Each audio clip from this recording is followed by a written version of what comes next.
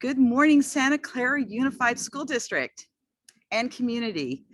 Thank you on this Saturday morning for joining us for our community event to celebrate Earth Day, which was celebrated this past Thursday, April the 22nd. If you don't know, the first Earth Day was in 1970.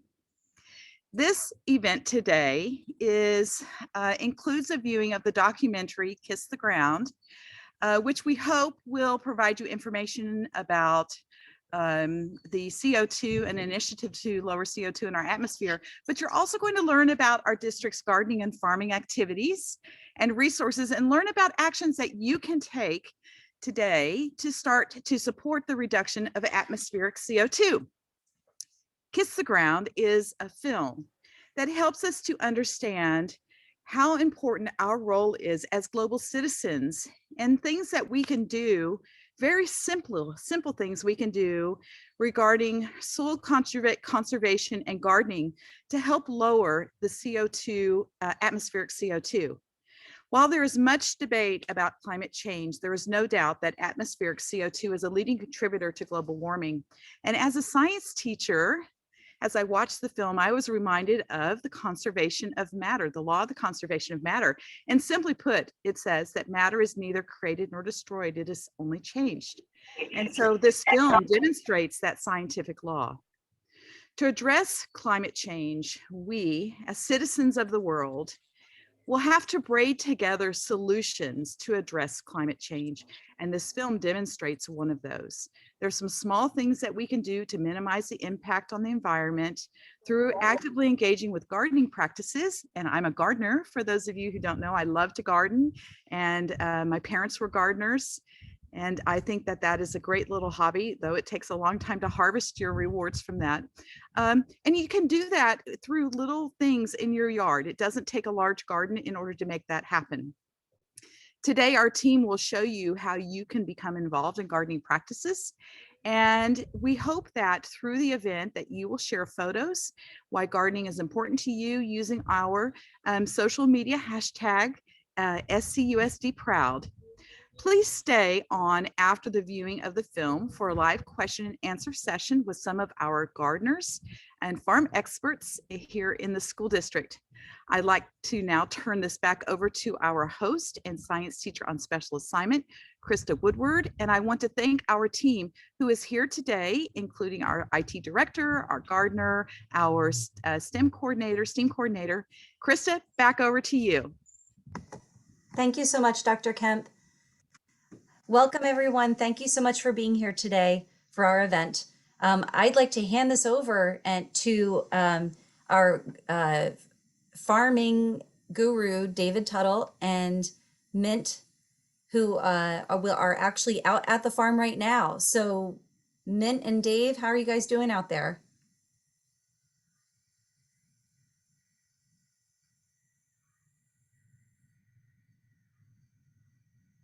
They might, there we go. Hello.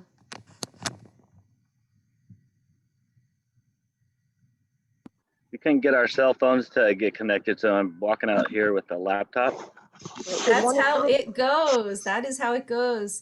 So I'm here with Mint. All right, good morning, everyone. I'm Miss Min. I'm a farm educator. So for those of you that been to the farm, you know, we miss having you on the farm. So we welcome to the SCUSD Farm.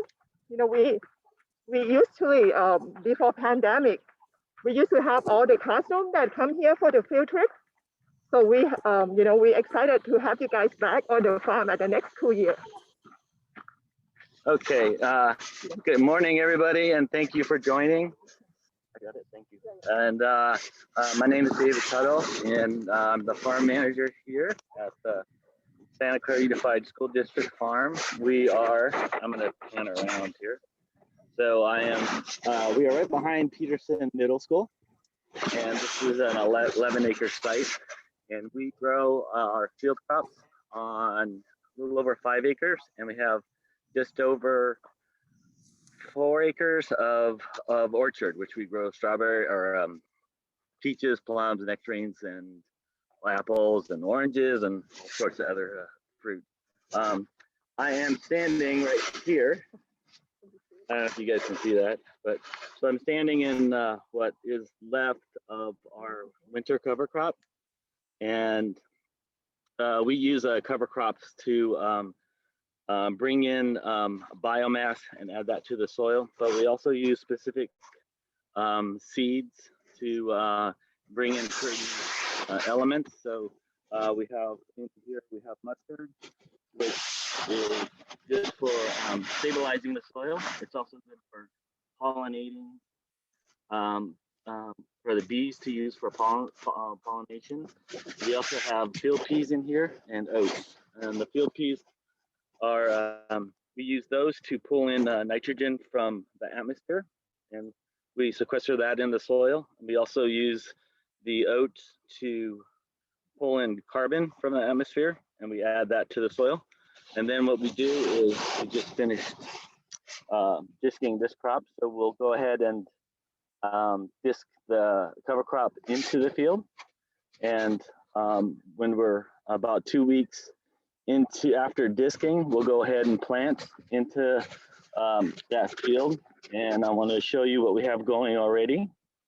So this is going to be a half acre of our tomatoes. That's going to go to the school district, child nutrition. And oops, so this year we are on schedule to go ahead and grow around 100,000 pounds of produce that will be delivered to child nutrition and go, I suppose when the schools reopen again, it will be introduced back into the cafeterias for the students. That's about all I have. Mint, did you? Yes, and I want to add something else. During school year, we host a field trip, mainly elementary students, but we do have science teacher from Peterson Middle School and also Santa Clara High that bring classroom out here. So everything is at no cost for school district, member. And last but not least, we were excited to getting to host our summer farm to table camp. So we changed the name from the food and farm camp this year, but we co-hosted with collaboration with Stanford University. So for those of you that want to learn more about our summer farm camp, there is a link at one of the slides. All right, thank you, Krista. Thank you so much. So I will definitely share a few more bits of information for the public about the how to sign up students or how to sign up kiddos for this summer's Farm to Table Camp. And you'll have access to the registration for that. And something that they didn't get to share with you, technical difficulties, you know how that works. They also have bees out there and they have chickens. There's a lot out at the farm to explore. And we're really hoping to get more students out there to engage. So thank you so much, Dave and Mint. And now what we're going to do, Joe, I could use your help with this part. I think we're going to move on to the Kiss the Ground slides. And I'd like to talk through a couple of those things before we begin the viewing of the film. Awesome, thank you. So if you could bring me back to the first one, that would be great. Thank you. Okay, so I just want to remind you, so thank you again for being here. The event goes till about 12:30. Just to give you an overview of what the rest of our morning will look like, I'm going to take you through a couple of the resources that we've curated and provided for you that are coming from the district, from Kiss the Ground, as well as from our community. You'll have some experts in different areas to interact with at the end at around, I'm going to say at about 11:45-ish. Nope, that's not true. About 11:55. At about 11:55, we'll start the Q&A session. And in the meantime, I hope that you enter that bit.ly address that you see at the bottom of the slide, because that will give you access to a document that gives you lots and lots of resources and information that I'll be going over, so that that's something you can take away with you. So thank you again for being here. If you could give me the next slide, that would be great. Thank you. So why are we doing this today? So a bunch of like-minded individuals in our school district had some conversations, and we thought we'd like to do something to celebrate Earth Day. Yes, we're doing it a few days later, but we thought a Saturday would be easier for our whole community to be engaged. So this is a community event, not just students and staff, but families and others in the area who are interested in not just improving conditions in our environment, but thinking about how to do that with gardening and farming practices and discussing best practices and hopefully getting to know each other a little bit better in the future, finding ways to connect. So there are a lot of purposes to this event and the reasons why we came together. We definitely want to showcase our farm and our school garden programs and resources. We have so many wonderful things going on in the district that we just don't get to share enough. So we hope that you are able to utilize some of this information and the resources, and we would invite you to get involved if you are able to. And just as kind of tacking on to everything else that I just said, we're going to discuss steps we as a community can take. And one of these big things, just like Dr. Kemp mentioned earlier, is just planting some plants, even if it's potted plants. If you don't have a big space in your backyard, that's fine. There are ways that we can all contribute and benefit from it. So thank you. Next slide. We can go to the next slide. Thank you. So I'm not going to go through all the details of these, of the information that's on these slides. I just want to make sure that you're aware that these are the things that you'll have access to if you click on that bit.ly that was on the first page. And we'll share that throughout the session today to make sure you get access, especially for our educators in the audience, as well as families. There are lots of resources on the Kiss the Ground website. And so the connections to the classroom you see are listed here. Lots of really great resources and free resources for learning, not just for students, but also for adults. Next slide. Thank you. So we got a chance to visit the farm a little bit, and here are some pictures that we've gathered to show you what goes on at other times during the year. I've been out there to grab some chicken eggs myself, which was kind of fun. And you can see a pumpkin harvest going on, or students who visited right after a pumpkin harvest. Next slide. So the Farm to Table Camp is something that's being offered this summer. Mint had talked about it a little bit already. You can see the information that's provided on this slide. When you have access to the tiny URL that I gave you earlier, you can click on all the buttons that are on this slide deck, but you can also see that on the bottom left-hand side of this slide, there are also some access links to get you more information and to get your students registered. Next slide, please. Thank you. We also want to make sure that we're not only providing information and having a conversation today and getting connected, we would love to see you. When things change a little bit with our COVID situation, we're really hoping to regroup and grow a larger gardening community in our school district. And that would include not just students and staff and maybe parents of certain students at certain sites, but also community members who are passionate about this work, or community members who just want to learn and work with others in our community. So we encourage you to make sure you explore this area of our presentation and the PDF that you'll get, so that we can hopefully connect with you and we can get you involved in the programs.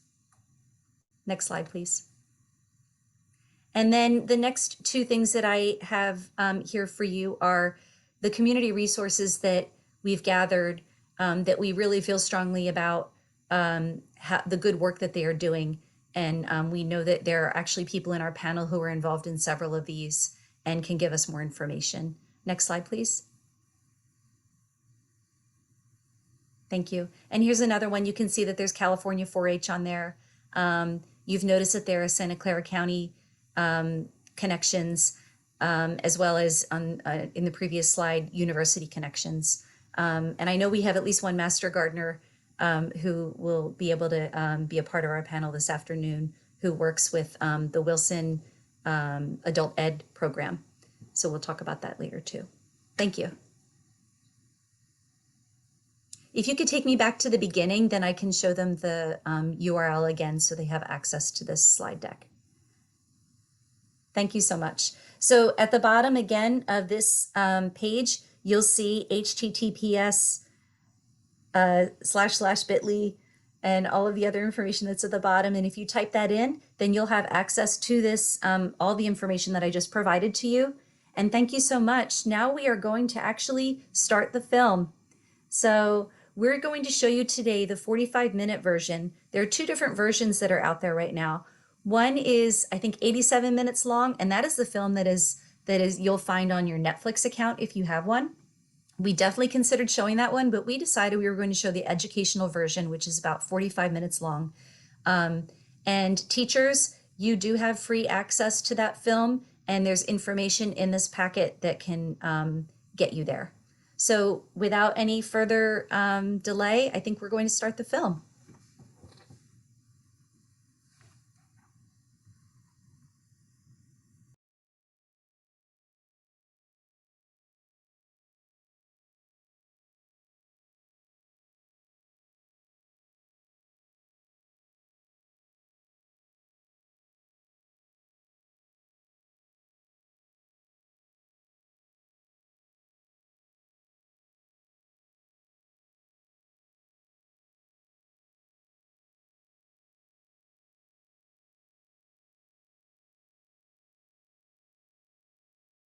Planet Earth, home to a growing number of Homo sapiens and a whole lot of other creatures. It's a great place to live. But when it comes to the future of our small planet, now to a dire warning about climate change. Natural disasters like hurricanes or wildfires. An unprecedented decline in nature threatening humanity. 6 mass extinction event is already well. there's so much bad news about our planet. It's overwhelming.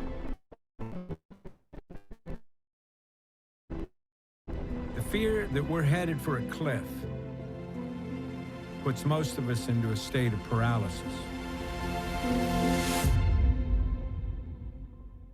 The truth is, I've given up. And the odds are, so have you. What are things that you're doing in your life to make an impact around climate change? I mean, I like to, do my part when I can, like with my metal straw. Going to the paper straws. No plastic straws. Paper straws versus plastic. Recycled straws. Every time I come here, I feel energized. If recycling and paper straws are our only hope, we are in really big trouble. But what if there was another path?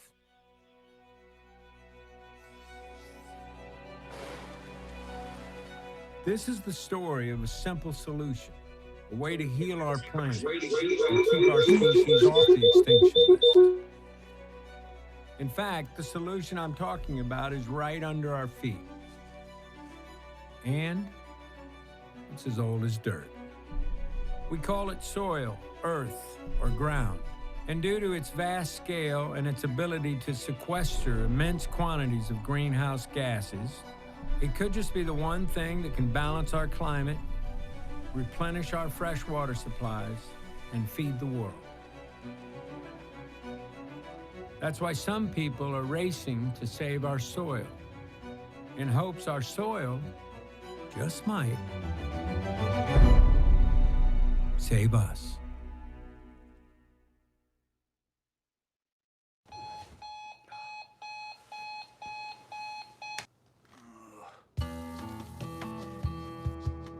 I am a conservation agronomist. We get the soil right, we can fix a lot of our issues. Healthy soils lead to a healthy plant, healthy animal, healthy human, healthy water, healthy climate. This is what this is about today. Learning how the soil works and learning how to farm like nature does. The message is simple, but getting that message out is difficult. We have a social problem. We have an education issue. And until we get that right, we can't fix a are ecological issues. I have been in NRCS for 31 years. It was kind of amazing to me as I was teaching all over the country. I'm going, wow, our producers don't really know how the soil works. They don't understand the basic ecological principles. Everything runs by carbon. We're built by carbon. The soil microbes run by carbon. Carbon is the driving engine.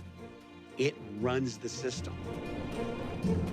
But when it comes to the role of carbon in our world, there's a bit of confusion. What is carbon dioxide? It's comes from.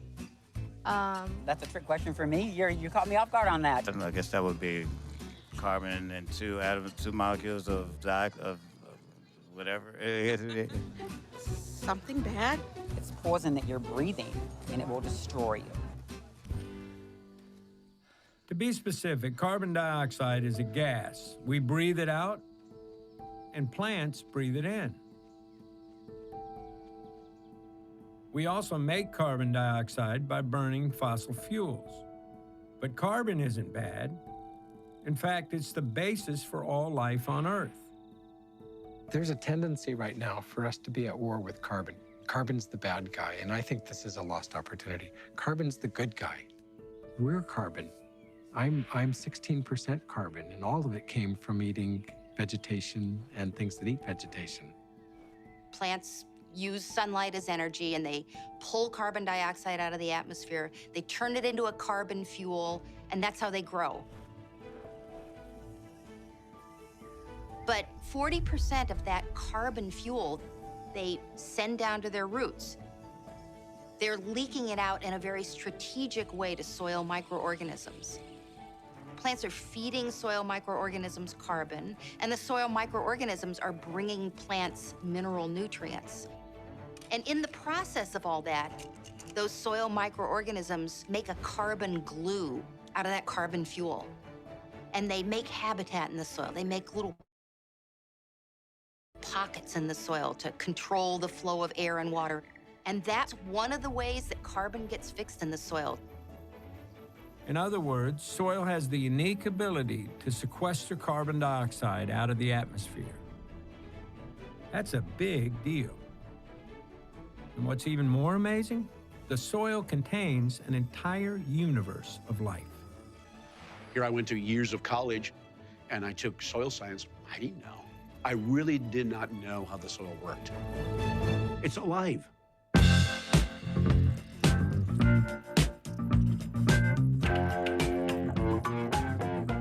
In every handful of healthy soil, there are more organisms than the number of people who've ever lived on planet Earth. I believe in miracles. Where you from? You sexy thing, you. And those organisms are processing organic matter that's in the soil and putting the nutrients into a form that the plant needs. Comparing the soil microbial diversity to the microbial diversity that we're now seeing inside the human organism. You have more bacterial cells in your body than you have human cells. Yeah, we're about 1% human and 99% microbes. It's the truth.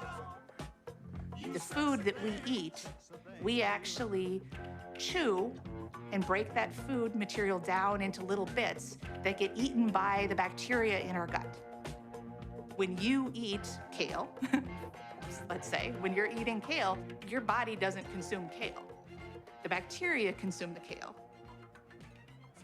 And you feed off of what the bacteria have processed and released by the consumption of that kale. The key to health is eating dirt.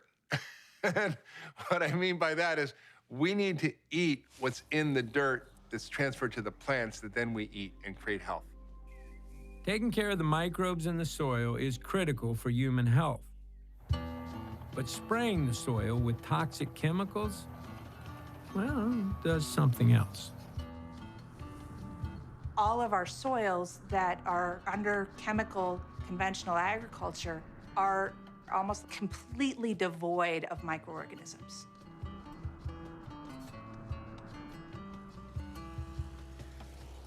Spraying the soil with toxic chemicals kills the very microbes we need to give us health. and pull the carbon from the atmosphere. The more tilling that's done, the weaker the soil gets, and the more farmers feel compelled to use chemical sprays.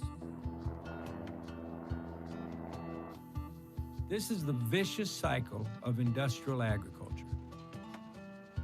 It takes more nitrogen now to raise a bushel of grain than it did in 1960. Our chemical fertilizers mask the problem of degraded soils. Modern agriculture was not designed for the betterment of the soil. Today, our most common crops are genetically altered to resist the spraying of toxic pesticides. For example, the #1 crop in the United States, field corn, is almost entirely sprayed with glyphosate, a chemical suspected to cause cancer that's so oversprayed, it's found its way into our drinking water. These chemicals, which were considered dangerous to begin with, are now being used at rates that would have been inconceivable 20 years ago. Every year, for every American alive, 3 pounds of toxic chemicals are sprayed onto the food grown on our farms. That goes into the soil, it goes into the water, it goes into our bodies. It's not just on the food you eat, it's everywhere. Most of the agricultural industry's pesticides and herbicides transfer directly through breast milk to babies. There are over 200 peer-reviewed studies that correlate the spraying of these toxic chemicals to effects like ADD in children, pediatric cancers, and birth defects. That's why juries have begun to award billions of dollars in damages to people who contracted cancer after using glyphosate. We know, for example, that glyphosate, which is also known as Roundup, has an effect on the gut microbiome that may lead to disturbances that can create disease, including cancer. A big reason these chemicals make us sick is because just as toxic chemicals kill the microbes in the soil, they also kill the microbes in our bodies. What I tell people is, your body can handle acute stresses, but it cannot handle chronic stresses.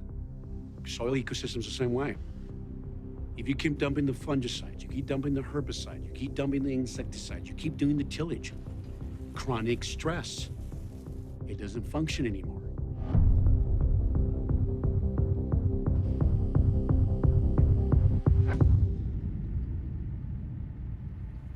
Since chemical agriculture ramped up worldwide in the 1970s, we have lost 1/3 of the Earth's topsoil.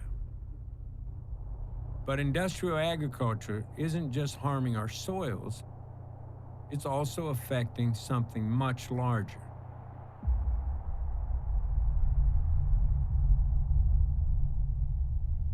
The most massive tsunami, perfect storm is bearing down upon us.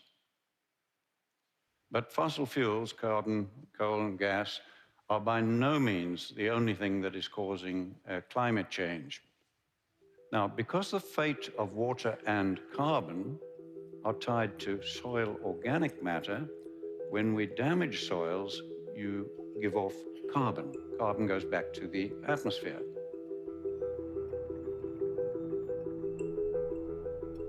Healthy soils absorb water and carbon dioxide. But when we destroy soil, it releases water and carbon dioxide. This dries out the soil and turns it into dust. The process is called desertification. And how we deal with it could determine the fate of more than just our climate. Desertification is a fancy word for land that is turning to desert. And this happens only when we create too much bare ground.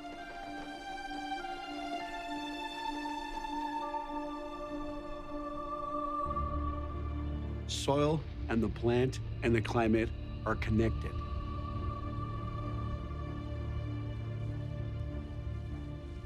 If you don't have a living plant, you're going to have more evaporation. What we want is transpiration. When the moisture leaves through the plant, when it does that, it increases humidity, and when it increases the humidity, we have more rain. 60% of our rainfall comes from the ocean. But a lot of people don't realize 40% comes from small water cycles where our rain comes from inland. What's going on is we disrupted the small water cycles. That's when you have too much sensible heat coming off bare soil. You're having these huge vortexes of hot air going out. Instead of attracting the rain, it's pushing the rain clouds away. Take 1 square meter of soil and make it bare, and I promise you, you will find it much colder at dawn and much hotter at midday than that same piece of ground if it's just covered with plant litter. You have changed the microclimate. Now, by the time you are doing that on more than half the world's land,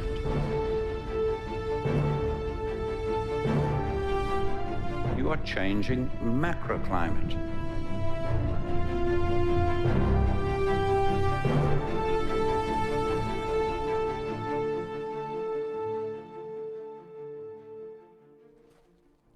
According to the United Nations, the world's remaining topsoil will be gone within 60 years. In other words, unless we find a way to save our soils, we have 60 harvests left.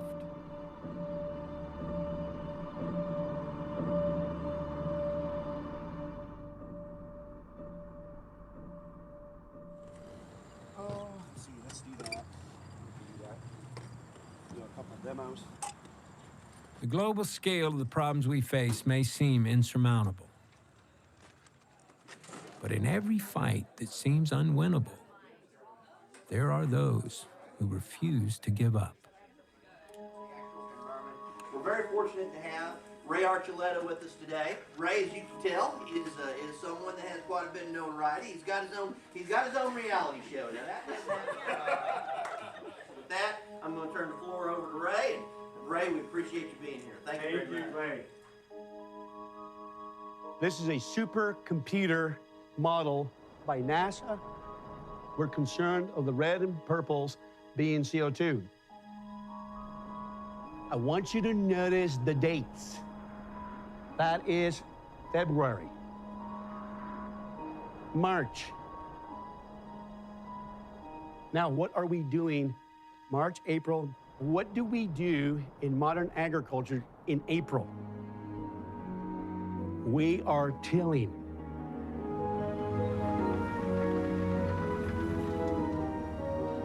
We're tilling the land. And look at the huge plumes of CO2. Look at the dates. May. Now, let's see what happens around June. Look at the colors change. Ladies and gentlemen, what is happening in June?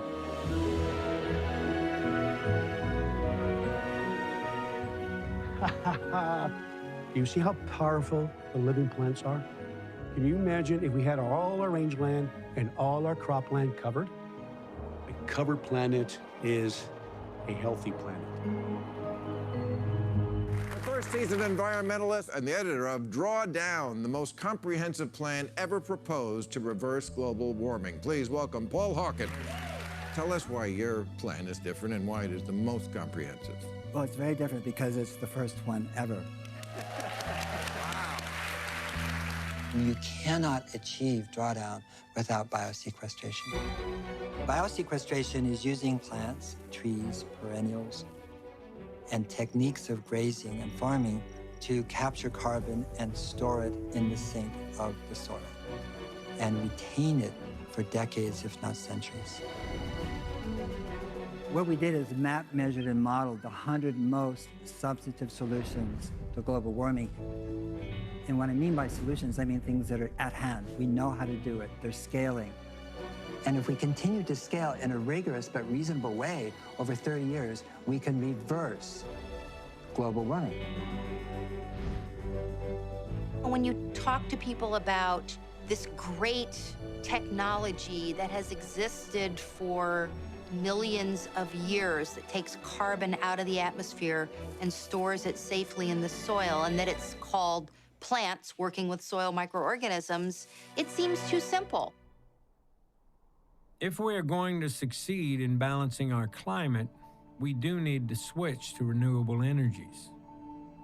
But none of that will alter the tremendous amount of carbon we've already put into the atmosphere.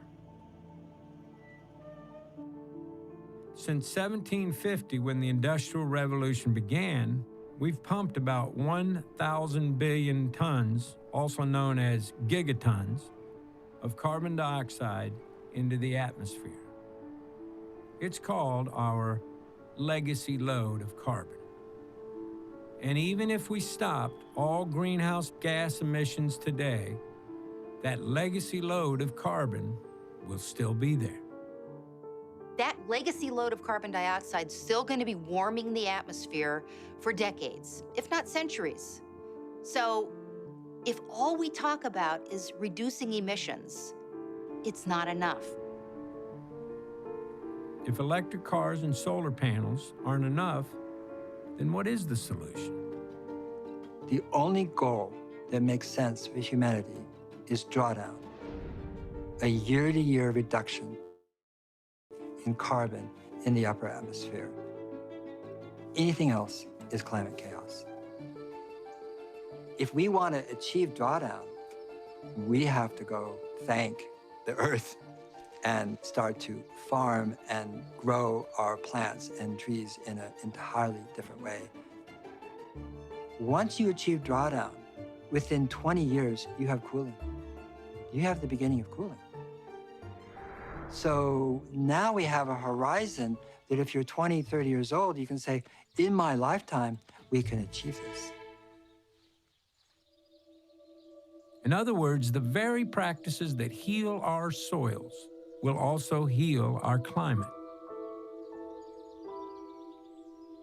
To stabilize the Earth's climate, we can use the most powerful carbon capture technologies: the photosynthesis of plants and the microorganisms in the soil.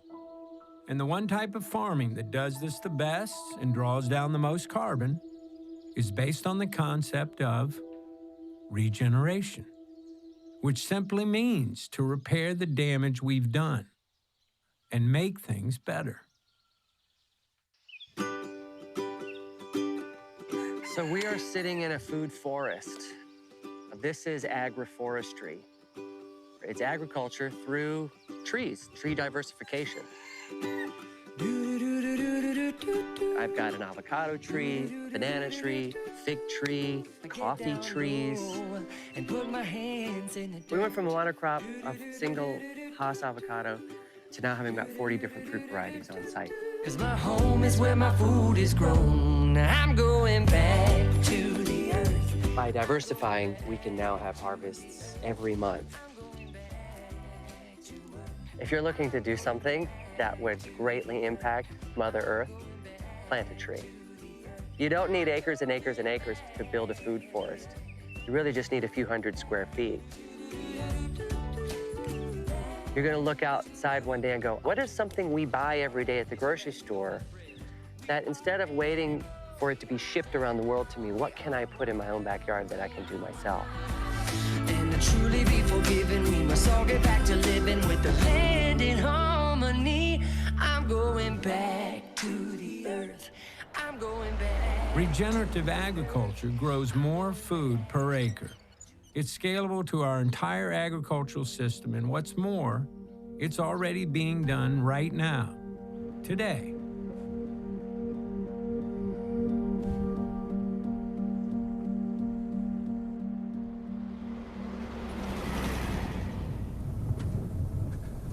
So I'm taking you to a field here that is a multi-species cover crop.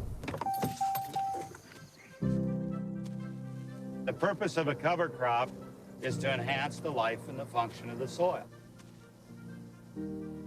Think of it this way, if I'd grow a monoculture on this field, we'd only be feeding the soil biology one type of root exudate. I'm growing 19 species here. We're accelerating biological time. We're feeding the soil biology what it would take a conventional farmer 19 years to do. I'm doing it in 1 year. So people might ask, how do you get any money from this thing?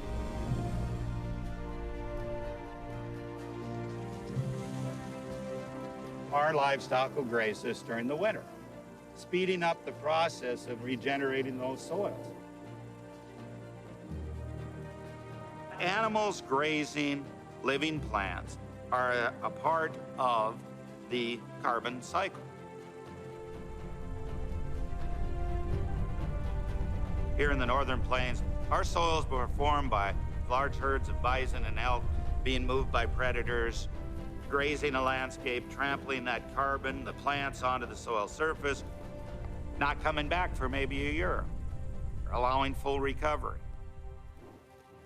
It wasn't that long ago that over 60 million buffalo roamed the continent, and the people who lived here for millennia knew exactly how to coexist with those animals. My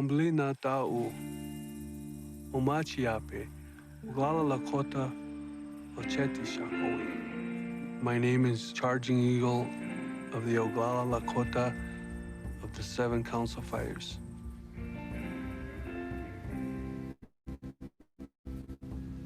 There was this story of Creator Takashila telling our people to follow the buffalo, and the buffalo will show you where your lands are. This whole area, this whole region belonged to our people, the Lakota, Dakota, Nakota Nation. My ancestors, they lived in a period of time when everything came from nature. You can actually drink from the rivers, eat what was caught in the rivers, gather berries. Everything was a part of this bigger circle. And the buffalo meant the world. The buffalo meant everything to us. We became the buffalo. We were known as the Buffalo Nation. We didn't see ourselves as above animals or below animals. We were just right there with them. And they took care of us. We became a part of that bigger system. In an attempt to starve the Native Americans, the U.S. military and the railroads killed most of the buffalo. By the time the culling ended, only a few thousand of the majestic animals remained. When you become a part of what I call the accumulation culture, when you live in that culture, you're going to lose track of what it means to be a part of something else. Because when you start to accumulate, you tend to forget what is important, and you become separate. The more you become separate, the unhappier you're going to become, because you're going to want more and more and more. Accumulation is like an addiction. It's part of this illness, this addiction, that prevents us from being sustainable with nature. I mean, being thankful for this earth, for this piece of ground that we have. We have to look at all of these things, the global warming, the loss of drinking water, all of these negative things happening, the violence, the war. All of that is all rooted in that accumulation cultural mindset. We have to be able to let some of that go now. We have to say, okay, we've done enough. Enough's enough. That's where we're at right now, and it can be done.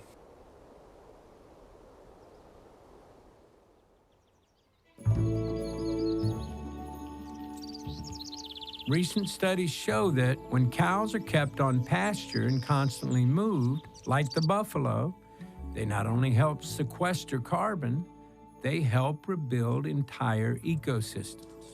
That's regeneration. A new breed of farmers and ranchers are using hooved animals to restore damaged land. I was raised in a rural area in Washington, adopted by a Lakota elder. We were out in nature every day.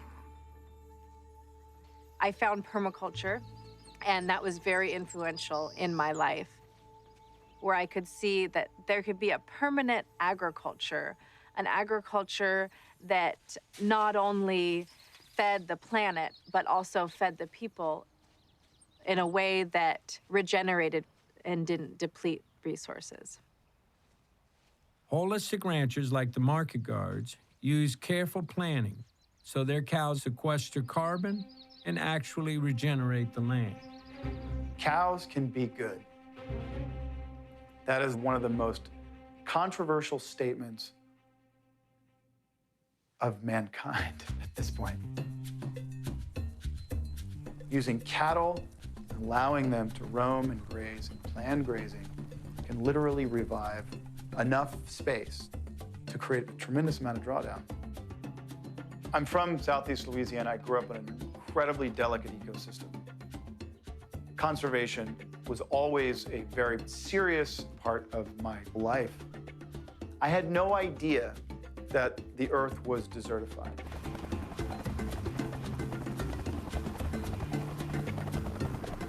I got on a plane from New York City to fly to Zimbabwe to meet Alan Savory, so he could show us the difference between desertification and regeneration.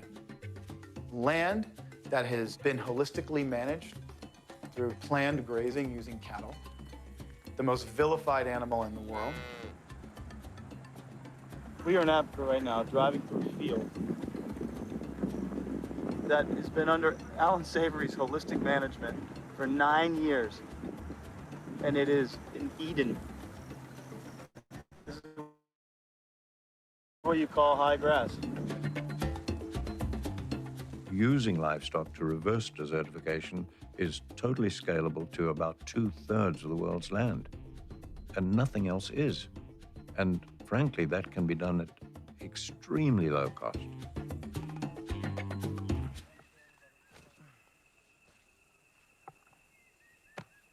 Here we are. This is what it should be like. You've been working on this land for 8 or 9 years. It went from a place of turning into a total desert and using hooved herding herbivores. You have literally transformed that, what we've been seeing, into this. How in the hell do you make this happen?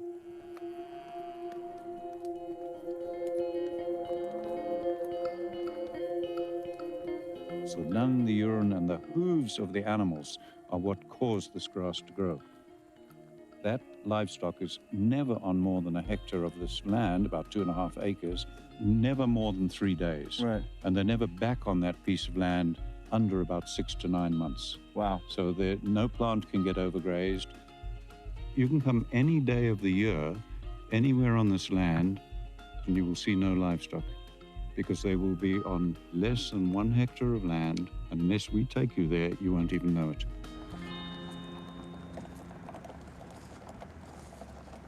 Dealing with this beast of climate change, a lot of people don't understand that this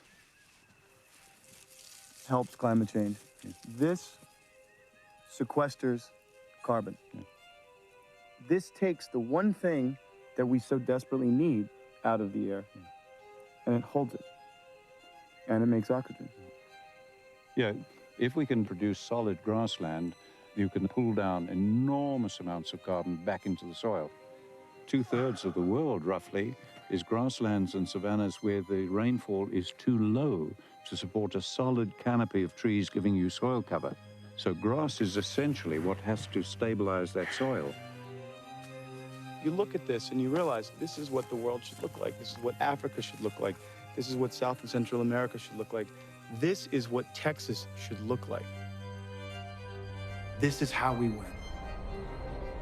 We can get the earth back to the Garden of Eden that it once was by regeneration. When used smartly, herbivores can pull down carbon and reverse desertification. But it doesn't just work for Africa. It works everywhere in the world.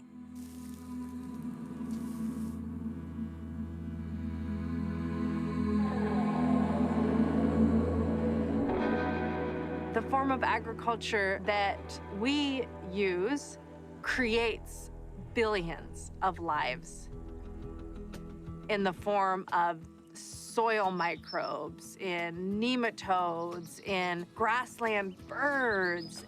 All of that wildlife is flourishing under an agriculture system versus a tilled crop field, which is denuded of life. The odds are there are some things that you can do to save our soils today. Compost is the natural decomposition of organic matter in nature. In a forest floor, it's when the leaves drop, the fungi and bacteria take it over and literally build the soil at the root zone. Compost is all about community. From the community of microbes that are breaking down the pile to the community of individuals in Los Angeles that are physically turning and sifting and contributing to that pile. Everyone is connected to the soil. Everybody is connected to the soil, no matter who you are, what color, male, female, it doesn't matter where you come from. We're all connected to the soil, and for me, I'm concerned about that 1 inch, right? That takes years to develop 1 inch of soil. I collect food scraps from restaurants, manure from zoos, manure. Do you know why? To keep this stuff out of landfills and use it to make good, rich dirt. That's why. How do we take waste and repurpose and reuse it, because it's really not waste?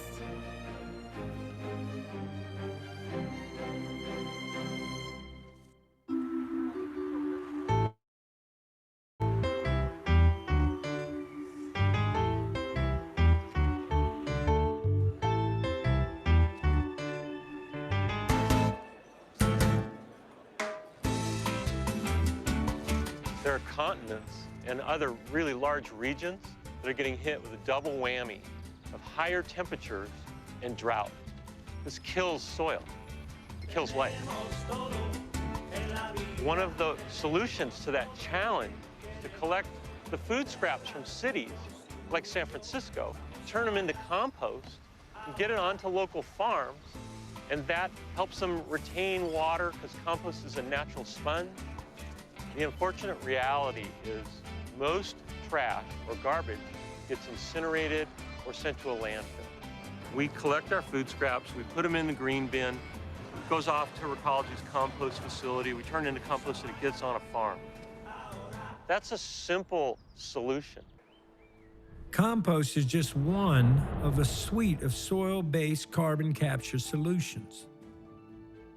The more we choose regenerative foods, the more the farmers will grow them.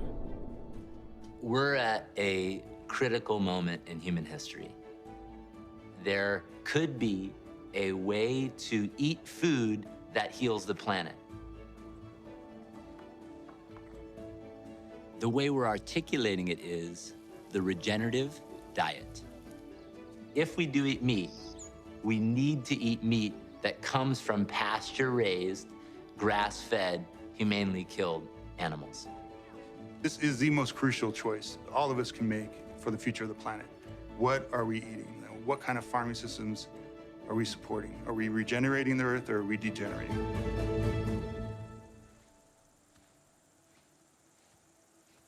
If you look over here, we have my neighbor's land that has been chemical fallowed. It has had nothing growing on it for over a year, except for the few Roundup-resistant weeds that are on here. It's an ecological desert. Then you look over at our paddocks. You have a diversity of different plant species. You have insects, you have wildlife, plus the livestock grazing on it. We're capturing sunlight from early in the spring till late in the fall, converting that sunlight into liquid carbon to drive and fuel the system. There you have soil. Over on this side, you have dirt. Where do you want your food to come from? Which model do you want your food to be produced from? The answer is pretty simple to me.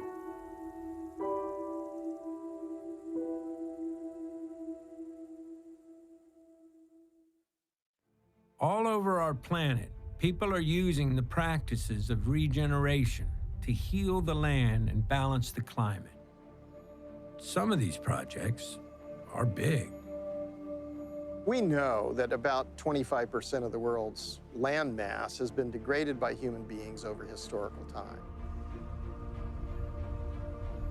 When we look at the cradles of civilization, Greece and Rome, we find that many of these places have turned into deserts. The sand is blowing across the ruins of once great civilizations. The List Plateau, the cradle of Chinese civilization, was the place where settled agriculture first began.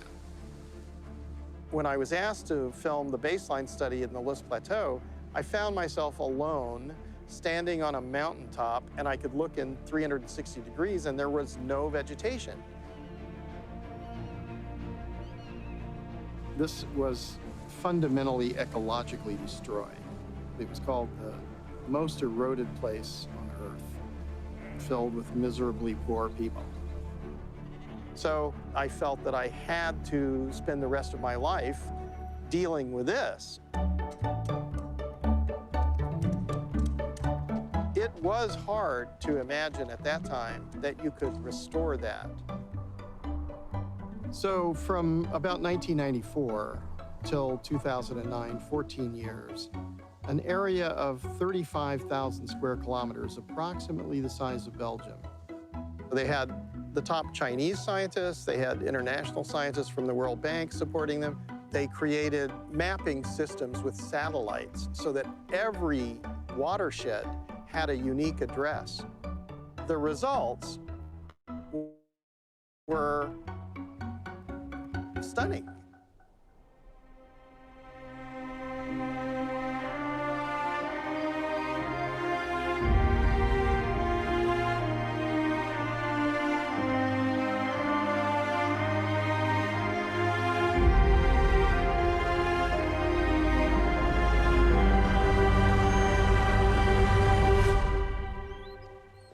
Hundreds of millions of people were lifted out of poverty.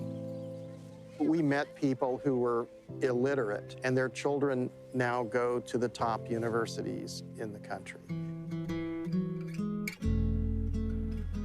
Human beings emerged in paradise. If we restore all the degraded land on the earth, we can return to paradise. If we start now to build a restoration economy, a regeneration economy, this is the way forward to see a stream return and flow, to bring back fertile soils, to see biodiversity return to a place that was completely devastated. This is where everyone can find tremendous satisfaction. When I look into your eyes, it's like watching the night sky or a beautiful sunrise. Oh, there's so much they hold.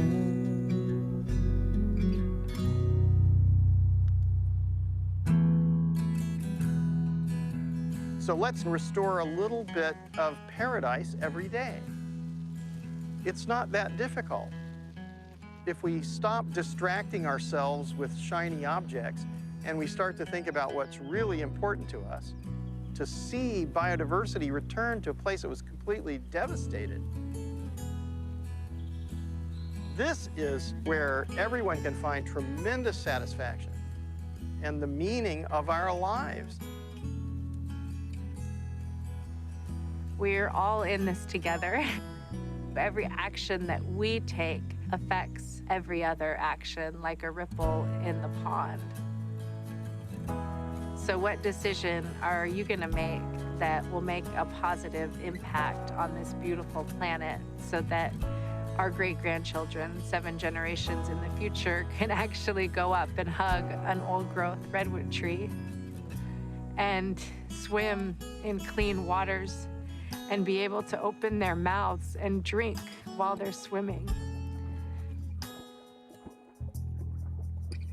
And what is it that we can do today so that our children can flourish in the abundance that we've created by our decisions? When you are at your best in the world, a lot of the times you're feeling your best in nature. You're at your best in nature, and there's something there. There's something ancient there. The wisdom of that, it's sacred. It's one path to being happy in the world. It's not about religion. It's not about politics. It's about love. And if you love something or you love somebody, you want to understand them, and you want to take care of them and protect them and keep them safe. And that's what we're all here to do. Even the little mycorrhizal fungi and the worms and the bacteria. And if we take care of them, they'll take care of us. From the smallest microbes to the largest creatures, our blue planet pulses with life. For millions of years, it has self-healed and self-balanced. But today, our species faces its biggest test. Our mission is simple. We must harness the regenerative power of Earth itself. I'll make you a deal. I won't give up, and neither should you. Even the stars, they burn. Some even fall to the earth. We got a lot to learn. God knows we're worth it. No, I won't give up. I don't want to be someone who walks away so easily. I'm here to stay and make the difference that I can make. I won't give up on us, even if the skies get rough. I'm giving you all my love. I'm still looking up.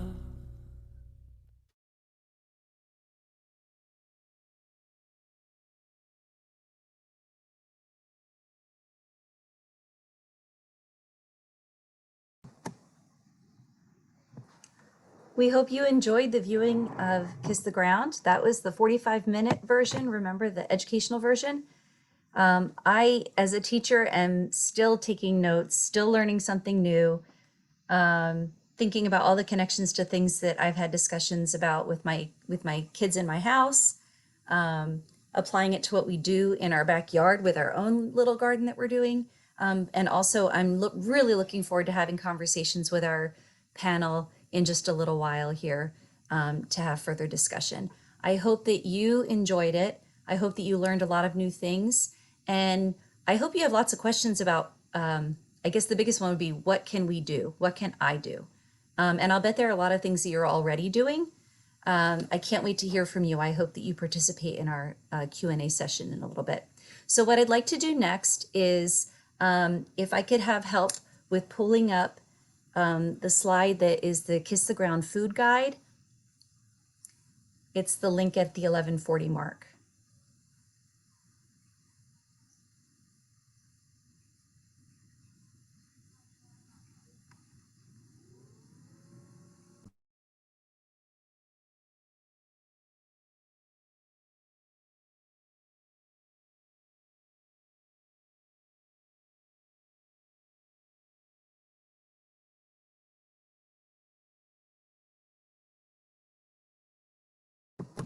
Hi there. I think Joe's helping me grab that food guide in our agenda. It's at the 1140 mark. I wanted to just pull that up as a resource It is, thank you so much. So this purchasing guide, I pulled it off, and there's a link in the slideshow that's attached to the bit.ly that gives you access to this purchasing guide. But you can also go to kisstheground.com or .org, I can't remember, I have to look. But go to Kiss the Ground, and you're going to find this, you'll be able to download this, this guide that can help you make some choices about the foods that you're eating, and even hopefully foods that you can grow as well. So thank you so much, Joe, for that. The next thing we're going to do is I'm actually going to give you a little bit more information about our farm program. And I'm also going to give you some information about our school gardens. So we have two short little clips that we'll play for you. And then once we finish with that, we'll move on to our live Q&A discussion with our panel. So what we're doing next is we'll head to that YouTube video for our Taste the Farm video.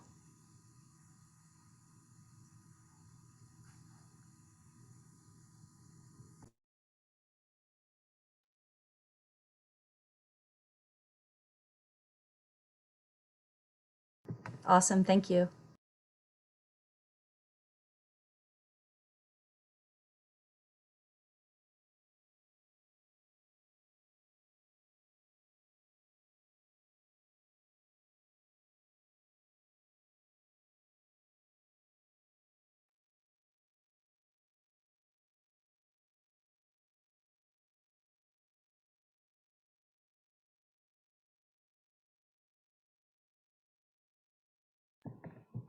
Joe, we don't have sound for some reason.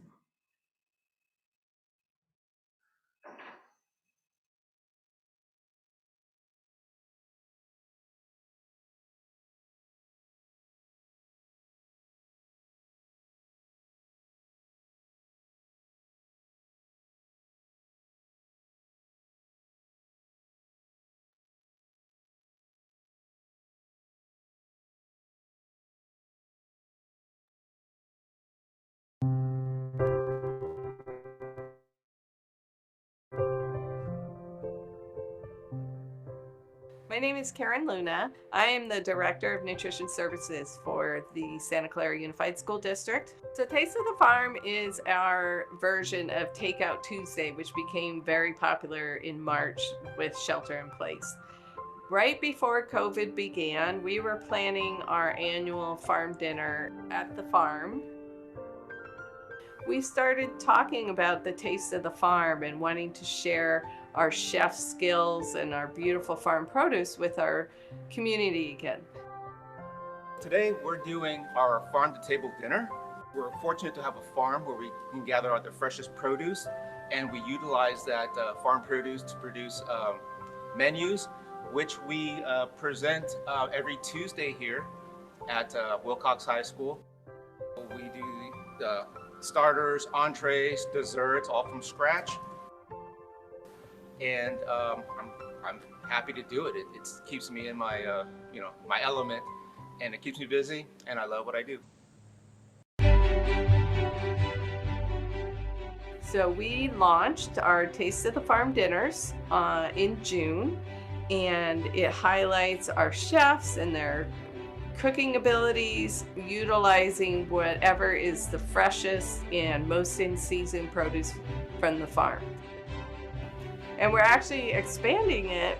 We are going to have our first PTA fundraiser dinner with Central Park PTA, and they're going to have a farm dinner fundraiser in October. So we'll be expanding that out, hopefully to all the PTAs, for an opportunity for them to find a way to still support their schools. Farmer Dave Tuttle, his passion for teaching kids and growing organic produce really came through, and the kids were so excited to meet him. My name is David Tuttle, and I'm farm manager here at the Santa Clara Unified School District's farm. The school district wants to maintain this as a farm. They see the uniqueness that this farm is, and opportunities that they can present. the Taste of the Farm dinners give us an opportunity to connect people to the farm as well as help support our program. Chef Bob is our culinary manager. He works with our chef supervisor, Ray Lefevre, and Justin Jones to develop menus based on what's available at the farm for the week. You don't have anything to lose by ordering food through us. We're using quality ingredients. Our purveyors and where we source our food, it's probably better than a lot of restaurants. And I say that because we are a school district and we do have high standards for that freshness. You're going to get a full course salad, main entree, a starch like a pasta or a potato, and you're going to get a dessert in a nice package and served to you in your car. So I don't think you can beat that anywhere. Nutrition Services has both Instagram and Facebook, and they are both titled Santa Clara Unified Nutrition. We highlight our programs, the Taste of the Farm dinners, our food truck, what our chefs are doing every day. I'm Karen Luna. I'm the Director of Nutrition Services for Santa Clara Unified School District. Come have a meal with us.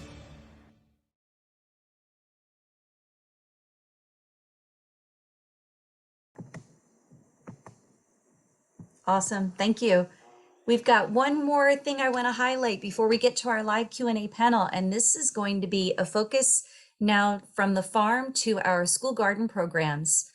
You're going to get some information and a few little mini tours of some of our school gardens in the district, and also you have an invitation to join us as part of our gardening community in our district, and I'll give you information about that. Also, if you are an educator in our district or someone who's connected to gardens in our district and we haven't highlighted you today, we still want to connect with you. We want to add you to our group if we haven't communicated recently. So please make sure you reach out to me, Krista Woodward, or our wonderful environmental science TOSA, Kim Hunter, and we can connect and make sure we continue to grow our community that we're building.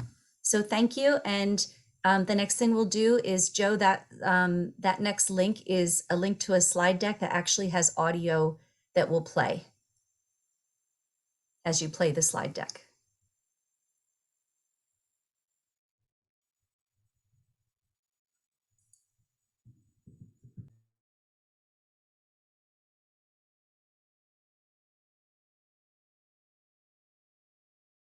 I'm so glad we got to actually see the bees in that video. We weren't able to see them live this morning, but you were able to get a few more glimpses of what goes on at the farms.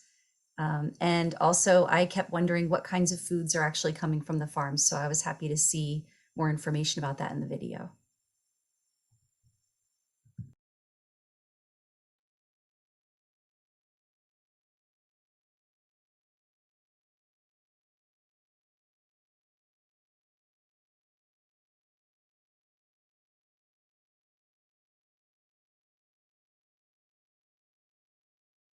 Welcome and thank you for coming to explore our Santa Clara Unified School District garden programs.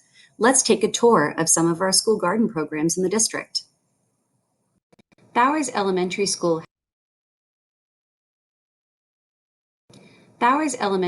has a garden and a garden program.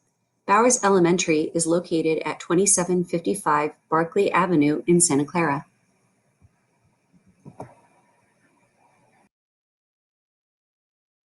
Fifteen to 16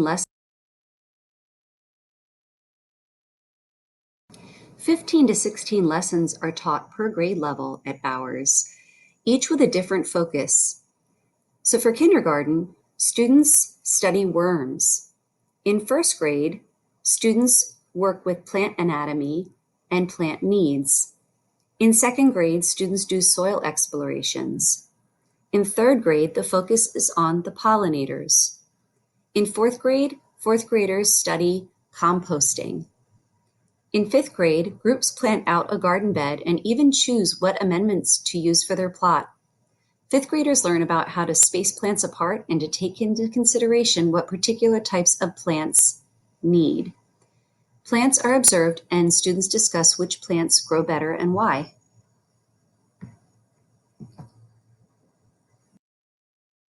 All students learn about types of soil as well as how to improve the quality of soil. They help repot seedlings and plant in the garden beds. The whole school composts lunch scraps on a daily basis. Fourth grade focuses on the importance of composting as well as the various stages of composting, including harvesting compost to be used in our school garden. Clean but used lunch plates are often torn and added to the compost pile. They have their green team who are a part of the compost team.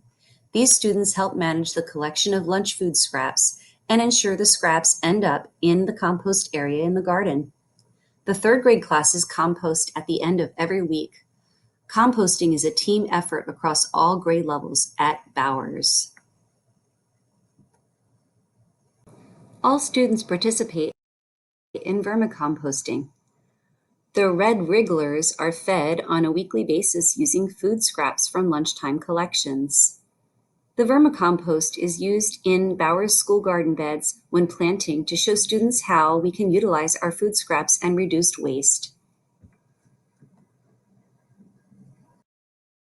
Students enjoy harvesting, cooking, and tasting lessons.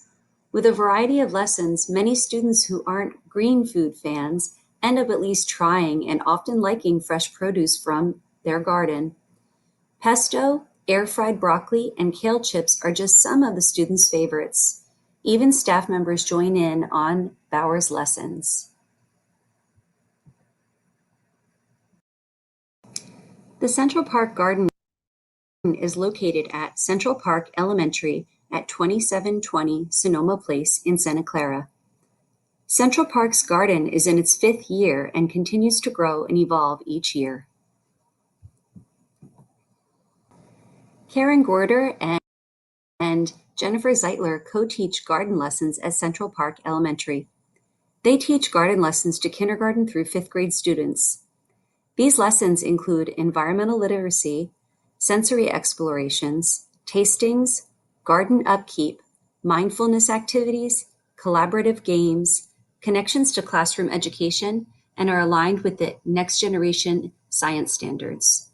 5th grade students have the opportunity to serve as gardeners and garden leaders, building their own social emotional learning and leadership skills as they guide younger students through themed garden stations.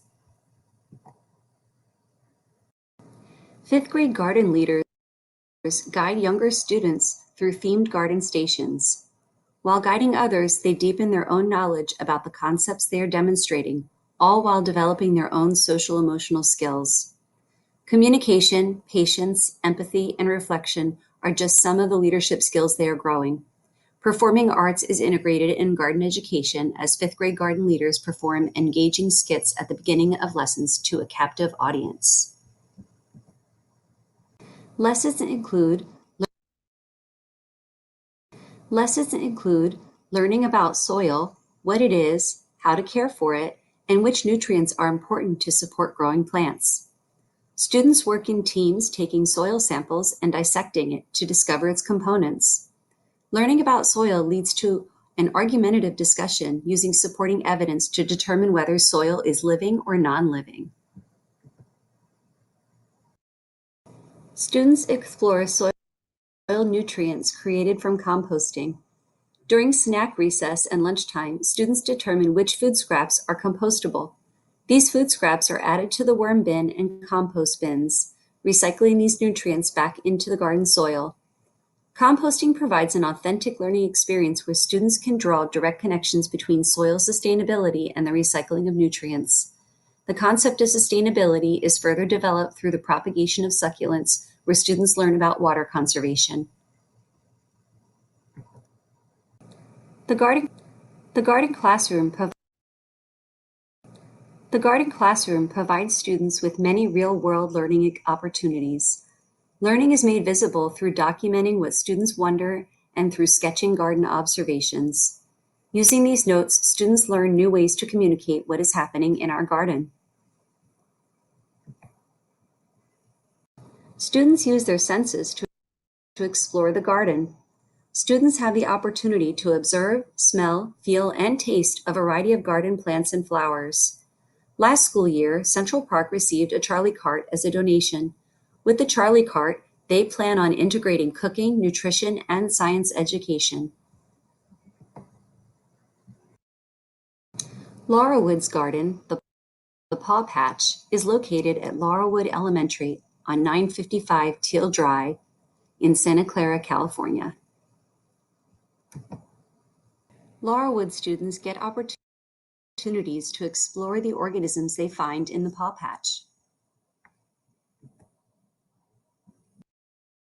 Through Santa Clara School Foundation grants, Laurelwood's parent community, and the support of the school garden team through CTE, Laurelwood has been able to turn a patch of the school's grass area into a fully functioning garden with over 14 boxes and 6 fruit trees in only 2.5 years. And here is what Laurelwood's garden looks like in March 2021.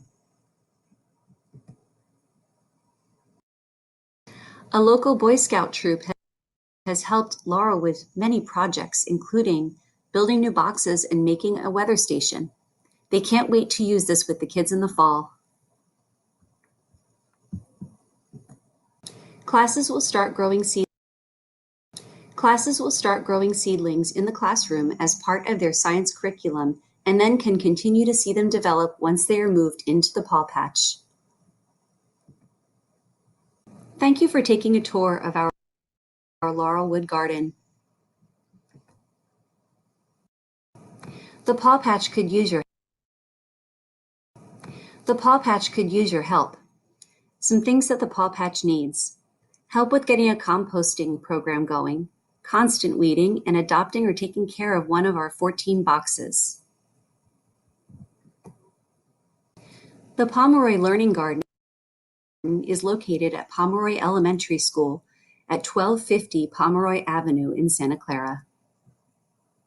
Here are some photos of what's going on in the garden at Pomeroy. Right now, they're planting warm weather crops, and their hope is to have families adopt a bed through the summer to build community and to share the work. They've had great community involvement in the past, from weeding to adding mulch to the pathways, and Pomeroy looks forward to working together again soon. Pomeroy has an active compost area, but one of their wish list items would be to rebuild it.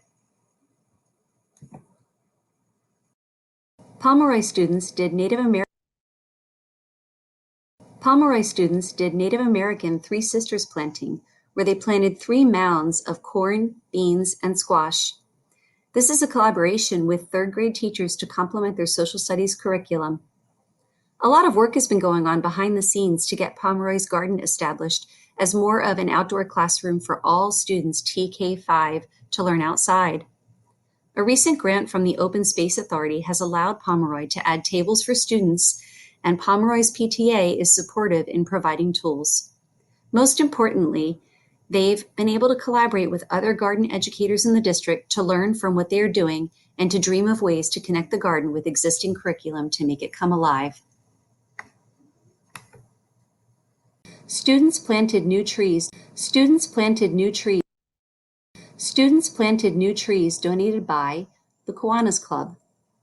Their goal is to grow a native wildflower corridor at their bases to draw pollinators to the garden. Pomeroy is always looking for new partner organizations and volunteers to help students learn and grow. Here you can see nasturtium growing up the arches. Pomeroy gardeners have added many touches like this last summer to make things more kid-scale in the garden. Right now, Pomeroy's garden may just be emerging like this tiny flower, but we have a lot of potential and can't wait to see it grow. Sutter's Froggy Hollow Garden is located at Sutter Elementary School at 3200 Forbes Avenue in Santa Clara.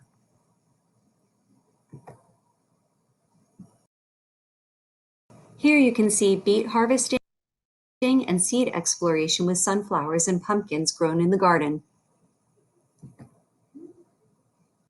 Here you can see students harvesting for the community farmers market. Sutter fifth graders get opportunities to teach gardening lessons to their younger classmates. Fifth graders teach others about food miles and worms. Sutter gardeners are problem solvers. Here you see students building squirrel barriers. Thank you for visiting Froggy Hollow. Santa Clara Unified School District's adult education program offers garden lessons to adults in the community. Check out the link that's on this slide. And if you wondered, Wilson Teaching Garden is located at 1840 Benton Street in Santa Clara.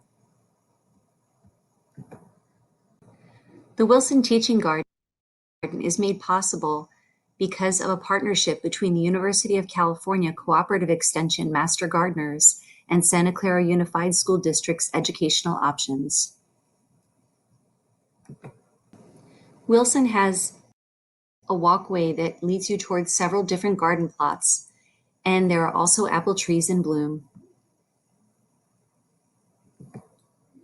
The Wilson Teaching Garden contains garden plots maintained by community garden members. Thank you for visiting the Wilson Teaching Garden. At Millikan Elementary School's Extended Day program, the Extended Day staff and students are growing flowering and edible plants in container gardens. Millikan Elementary School is located at 615 Hobart Terrace in Santa Clara. We are looking for more community members. We hope you get the opportunity. We are looking for more community members to join us as we grow our gardens in our school district. You might choose to help maintain a garden at a specific site, or you might want to go to multiple sites.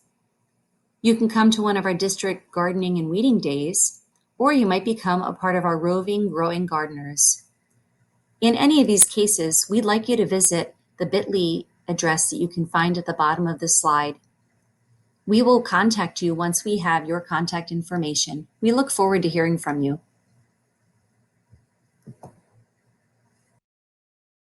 We hope you get the opportunity to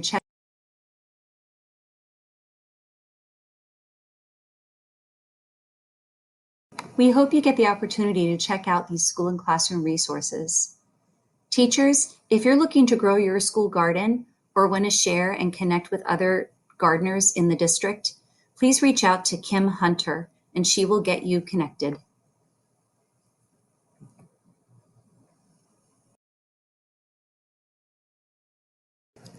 Thank you for checking out our school gardens in Santa Clara Unified School District. Here are a few more resources.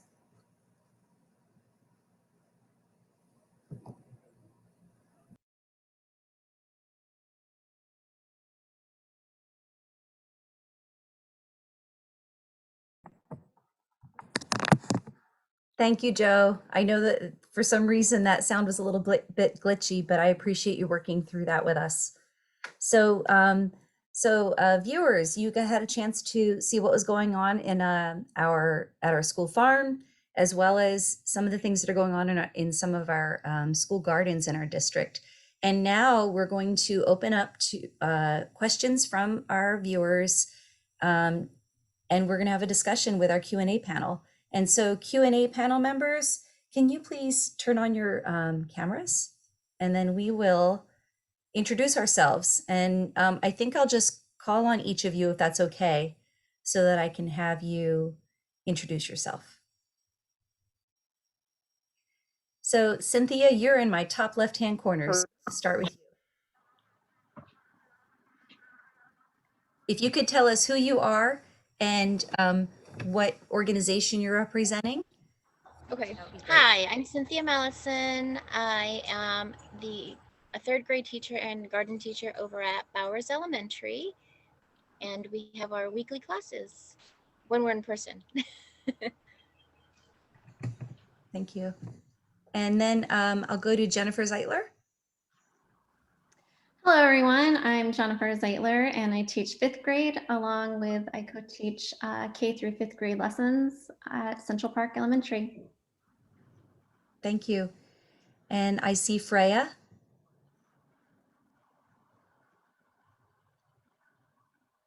Hello, I'm Freya. I'm a 5th grader at Central Park, and yeah. Thank you for being here, Freya. And Karen. Hi, I'm Karen Gorder, and I co-teach garden lessons with Jennifer Zeitler at Central Park Elementary. Thank you. And David? Hi, I'm David Tuttle. I'm the farmer here at the Santa Clara Unified School District's farm. And is Mint still with you? I don't see your camera on, so I'm not No, sure. we're trying. We cannot turn it on, Krista. Okay. Yeah, we don't have. Looks like we're not allowed. Oh, okay. Oh, well, I'm glad you're here with us. Both of you are Okay. here. Mint, can you introduce yourself, please, and what you do in our district? Hi, this is Min Pasakdi. So I'm a farm educator for the district. So I teach all the class that come visit our farm, field trip and any project. Hopefully you get to see the background. So we are the farm barn. Great, thank you. And Mint, you're also, you teach in the adult education portion as well, don't you? Yeah, so well, the Wilson Teaching Garden, there is a lead teacher, Janice, and I do sub for that Saturday class. So Wonderful. anyone interested, just check out the adult ed website. And I teach the summer farm camps, and you mentioned that. Yes, that's me. All right, thank you. And Kim, I'd like to introduce you as well. Hi, I'm Kim Hunter. I'm the environmental science TOSA, and I teach environmental leadership at Peterson Middle School, where the middle schoolers are docents and walk through the nature area at Peterson, along with walking to the farm and meeting Mint and Farmer Dave. Yeah. Thank you. And Celine? Hi, I'm not sure if my camera is on, but my name is Celine and I'm here representing Grow Good Food, which is a local organization that does webinars to teach people how to grow food both locally and internationally. So we kind of hold your hand and step by step teach you, the basics of all the fruits and vegetables, how to amend your soil. And we also do presentations for elementary schools here in the Santa Clara Unified School District, teaching them the differences between fruits and vegetables, how they grow, and especially in this virtual format when they haven't been able to visit the farm, it's a kind of virtual field trip, if you will. Great, thank you. And Celine, we actually don't see you. I'm not sure if you're able to turn your camera on. Oh, I was just, I'm now able to.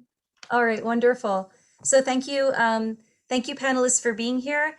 And we are opening up questions from the public, and I might need help from Joe on those, on the directions for that. I'm always used to hearing Jen Dorico say them in board meetings, but I haven't memorized it. Do people just raise their hands? Yes, so if the attendees would like to ask a question, they can use the Q&A button at the very bottom if they don't want to speak, or they can raise their hand in the attendee section and we can allow them to speak. And we'll call them one by one. Wonderful, thank you. So I actually have a couple things that I wanted to bring up and hope that all of us can participate in a conversation. And then as we get questions, we can have them join us in the conversation and ask you guys questions since you're the experts here. But I was wondering, something that has been really heavy on my mind is, my family and I are really fortunate. I come with a background in this area. I'm a science teacher. My undergrad was in environmental science. So I've got a lot of background knowledge. And I learned more today, and I've learned more when I watched the video the last time. But we're also fortunate because financially we're able to make purchases that are very similar to what's in the food guide from Kiss the Ground.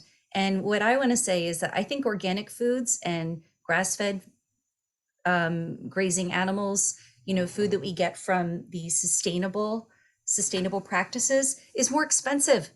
It's more expensive. And I just always wonder, how do we make sure that everybody has access to these kinds of foods? And I want to know your thoughts on that. So I'm going to open that up to anybody in the panel for discussion, because I think it's an important thing to talk about. And I want to make sure that if there are resources that you know about that can make it these kinds of foods more accessible to people, I want to hear from you.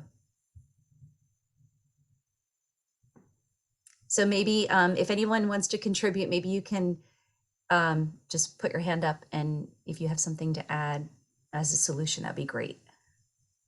And then unmute yourself. Don't be shy. I think one way that we can help out with this is sharing food. So a lot of times we have fruit trees, or we're growing things that we can't always eat them. And I've seen this during COVID, especially, where people are just putting out baskets of food and saying, take them. And I think that we can do more sharing, growing and sharing.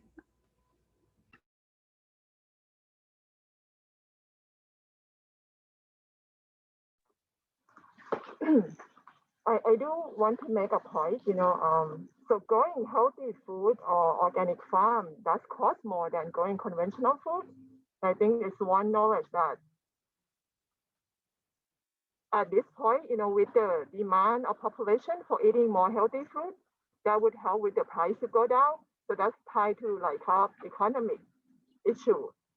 But one way to do that is also you can buy directly from farmer or grower, and that would help with the price, and a lot of them do it through community support agriculture or CSA. So that's one way you can check that out. Yeah, that would be all. Thank you, Mitt. Those are great points. Anytime you can make your way to the farmers market, or any connections that you have to your local growers. And Jennifer, I agree with you about sharing. Our neighbors across the street are amazing, and they have such a green thumb, which I'm grateful for. and we all in our neighborhood are sharing things to plant as well as foods. So I get my avocados from my neighbor, and they get my lemons. So we do some trading as well. If any, actually, it looks like we have some questions. So I'm going to pause us for a minute, but I'd love to still continue this conversation. Let me take a look at what's in the Q&A here. So this is a great question. What are the easiest vegetables to grow? And I'm opening this up to, let's see, let me ask Karen. I have personally found zucchini seem to be really easy to grow. It's easy to plant one, and then you have way too many, and those are great to share too. Thank you. Do others have any other ideas? Zucchini is a great one. It is easy. I can grow that, so I know I can vouch for that one. Oh, Freya, go ahead.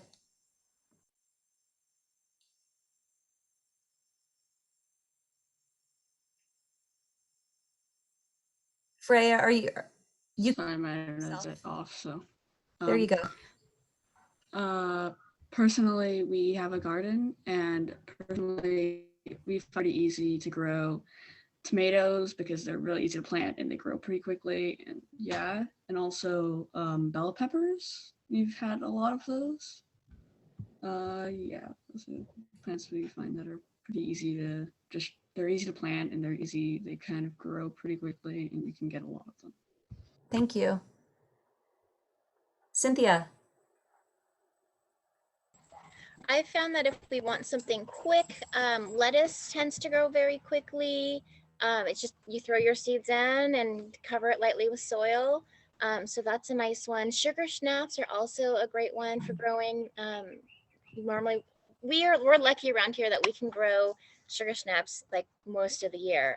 Summertime is a little warm for it, but otherwise, most of the year sugar snaps grow great, and it's nice to be able to just pick a few when you want them, and otherwise you can grab them when you need them.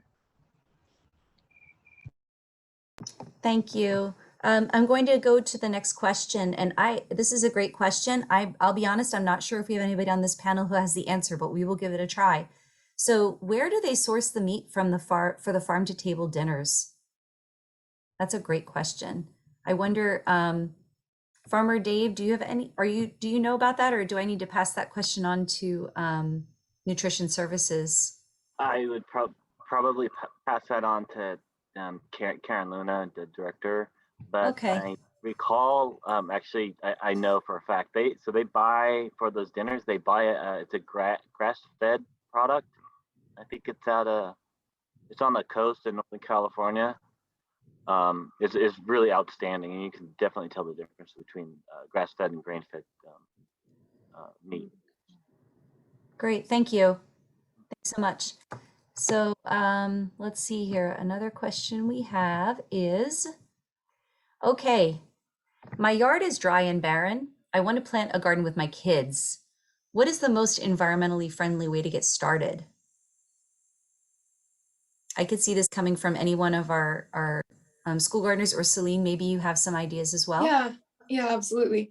Getting started with a garden, if it's dry and barren, my #1 recommendation would be to add a layer of compost on top of that. And then if you add 3 to 4 inches, you can get compost from your local garden center or recycling center, sorry, for free actually, and layer 3 to 4 inches, and you can actually start growing shallow rooted crops like beans and lettuce in that soil the first year. And then if you do that for 2 to 3 years, you'll have the soil actually underneath starts to develop as the nutrients soak through, as you're watering through, as the micro ecosystem and the microbiome in the soil develops. You can get you can plant deeper rooted plants like tomatoes and maybe even bushes and trees later on. So that would be my recommendation, definitely. Thank you. And I'll bet compost is another thing for families who don't have good compost yet. Your neighbors may, or your local school. I'll bet you can contact one of your local school gardens and they probably wouldn't mind helping you out with getting some good compost. Thank you. Does anyone else want to contribute to that question? I was gonna also suggest that people can build raised garden beds. If you're looking for a budget-friendly something budget-friendly, you can always use recycled fence boards that haven't been treated or painted and use those as your garden bed sides. And then, of course, the compost is the key. Yeah, our backyard has a lot of, I hope to get rid of it at some point, but our backyard has a lot of concrete. That's what we adopted when we got here, or inherited, I should say.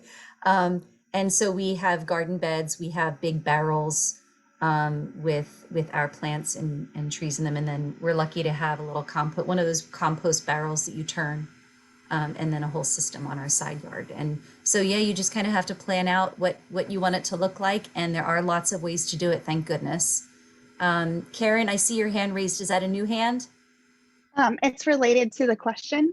I wanted to add that as we were learning about caring for soil at Central Park Elementary, we learned from a farmer to plant daikon radish, and that really helped till the soil naturally. And then when you let the radish root decompose, it draws in that those soil microbes to help develop healthy soil as well too.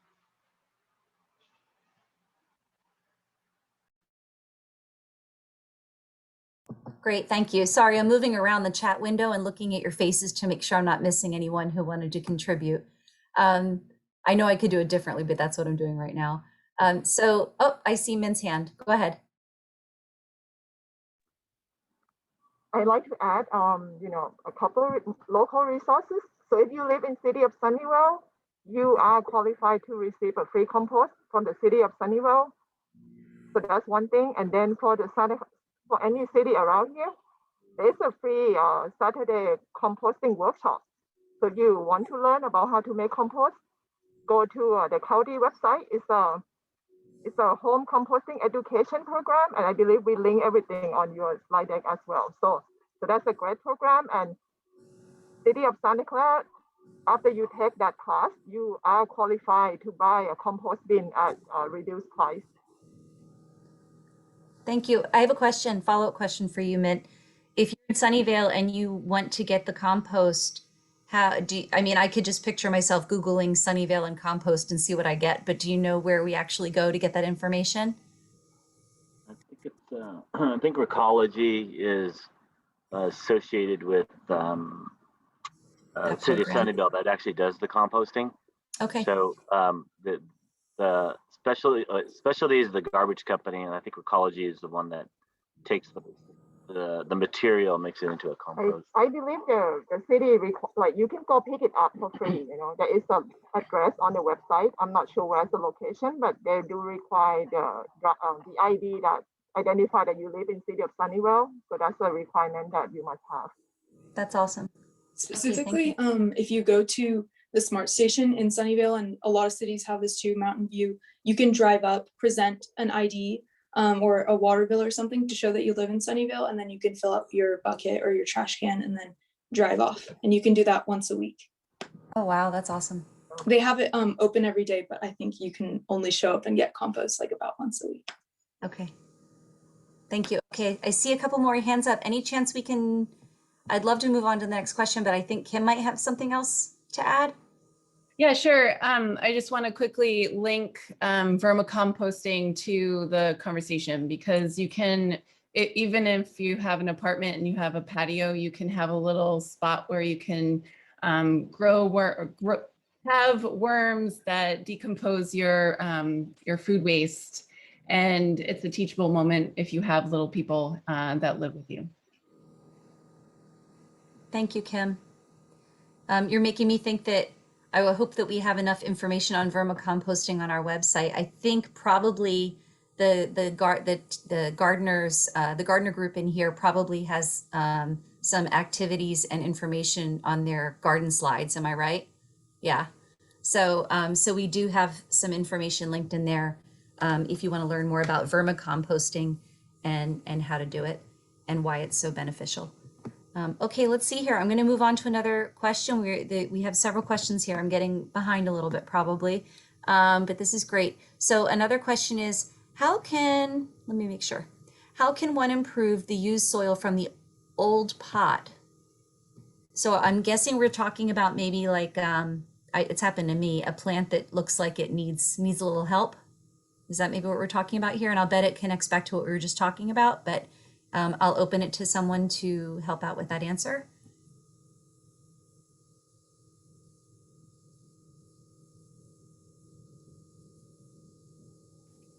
I can jump in.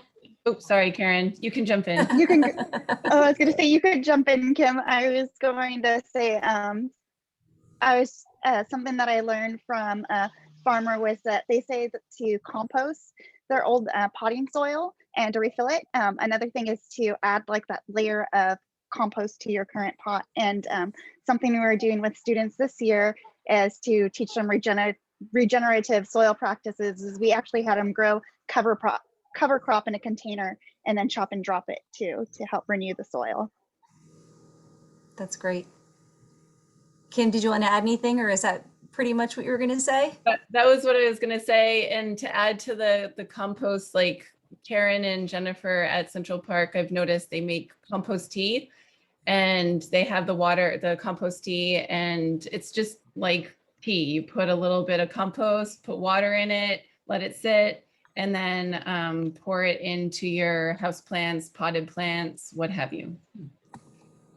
Thank you. Yeah, in our neighborhood, we are the compost tea providers. So my husband is delivering that to our neighborhood friends. Okay, another question here. How much room is needed for a blueberry plant? Can I grow it in an apartment? That's a great question. Oh, it looks like Kim's answering them in the chat, but maybe we can also say it out loud. So maybe, I'm guessing Celine might know the answers to this question, but I'm not sure. So blueberries are a bush, so they'll take a little bit more space than say, lettuce or radish. If you're growing in containers or you have small spaces, I would recommend like small root vegetables and leafy greens. Blueberries are also a perennial plant, so they'll take maybe about, I haven't grown them, but I'm guessing they'll take about a 2-foot diameter radius, 2 to 3 feet, and they'll grow about same 3 feet tall approximately. And once you plant them, they'll stay there permanently and you can grow them year after year in our growing zone. So Thank you. That's great. Does anybody else have anything to add? I'd like to add that it's also an acid-loving plant. So our water is really hard. So you would have hard alkaline. So the pH has to be considered when you're growing blueberries. So you probably have to add amendments or add something that will bring down the pH so that it's not at like a 7, but I'm not offhand, I don't remember what blueberry needs, but blueberries are acid-loving plants. Thank you. I'll dovetail off of that. So blueberries usually need an acid level somewhere around like, I think 5.5. And I've actually been successful in pots, but not in the ground. They have a shallow root system, but you can add things like peat moss, even coffee grounds, but keep in mind that coffee grounds have to break down before plants can use them. So they usually, like so said, they take up probably about 3 feet of space in all directions. So hopefully that's helpful. Thank you. Okay, this makes me happy. So there aren't just questions in here, but there are people who are responding to each other. I'm just catching up here. So it looks like someone said, contributed mustard greens, green peas, and beans are easy to grow. So that's good to know. And then another person said, thank you for the informative session. Do you have an adult version of the Farm to Table Camp? That's a great question. Kim says we want one. Can you repeat the question? Sorry, I missed that part. Sure. The question is, do we have an adult version of the Farm to Table Camp? Camp? I think that would be great. The adults get dropped off and they spend the day. Well, I mean, that would be yeah, so I was kind of like, what is that? Oh, you know what? Actually, now you said that, it could be something that we can collaborate with Santa Clara Adult Education. So I can sort of mention that to our principal and see, what's next. But for those of you, since you mentioned that, if anyone that's thinking about, like enjoy spending time and do all this as a volunteer, Santa Clara County Master Gardener Program always welcome local residents to volunteer with them. So that would be another program to reach out. But again, our school garden, which is next door to you, are welcoming your help as well. Thank you, Mint. And some of the resources that Mint mentioned, again, are linked in that the slide deck that hopefully you have access to by now, but I'll post again before we close our day. Actually, I can't believe what time it is. I was worried we wouldn't have enough, that we'd have too much time, but it's 12:24. I'm going to try to move through some more of these questions. So, oh, and I see Michelle Healy contributed too, so I'm happy to hear it. It looks like, hold on, oh gosh, I can't find it now. If anybody else can. Semple Creek in Marin provides the meat, I'm guessing is what she's adding. Yeah, thanks. Krista, the conversation about adults coming to the farm, it kind of connects to what Steve Neese later on is asking, do our school gardens going to be available or going to be ready for the fall, and do we need any help? I think those two questions were part of Steve Neese's questions. And I'd like to say repeat what you said. If you are interested, to click in the interest form that's on the slide deck, and then that will show us where you are interested in and who you are. And then we can follow up with the details and schedules, because I'm predicting that there will be gardens that need some help over the summer to get ready for the school year in the fall. Great, thank you. Cynthia. Hi, so I was going to mention about helping out in gardens. A lot of teachers or even volunteer parents who have helped in the past have always commented like, oh, I just learned something new. So just by volunteering with some of the school gardens, you can also learn and hopefully enjoy your time in our gardens. And we get to know each other better too, right? We're meeting new people in our community, which is always, I find, very enriching for myself. Hey, Dr. Kemp, I see you back in with us. I've been listening in this entire time. I just had my camera off, and I'm so excited to hear the community's interest in gardening. I wore my Oh Snap shirt today for you guys. And I look forward to helping out in any way with our gardening project. I think that connecting with the earth and having some soil under our hands and in our fingernails is a great connection, and what a great opportunity for our students to feel that they contribute to the betterment of our community, and get to, like you said, get to know each other. Like gardeners, we talk about, look at this kale plant that I raised. So I have lots of tomatoes in my garden this year, so I will be sharing those with the folks around the district when they're ready to harvest. Awesome. Thank you. Oh, I see a really great question. Do we feed the homeless with our produce from the farm? I'm assuming we're talking about, but it might also be our school gardens. And then if we don't, maybe that's something we can consider. Does anyone have an answer, a particular comment they want to make to that, or? I know that we have, through our Family Resource Center, we have a Farmers to Families program. And we do give away some of our produce when we do the food distribution for our families during the pandemic. So, this is something that's handled both through the weekly food distribution that's handled through food services, and then also through our FRC as well. So there's a variety of different ways that families have access to the produce from the gardens and from the farms. The farm. The farm. Thank you. Let's see here. What kind of soil do we recommend for vegetables in containers and pots?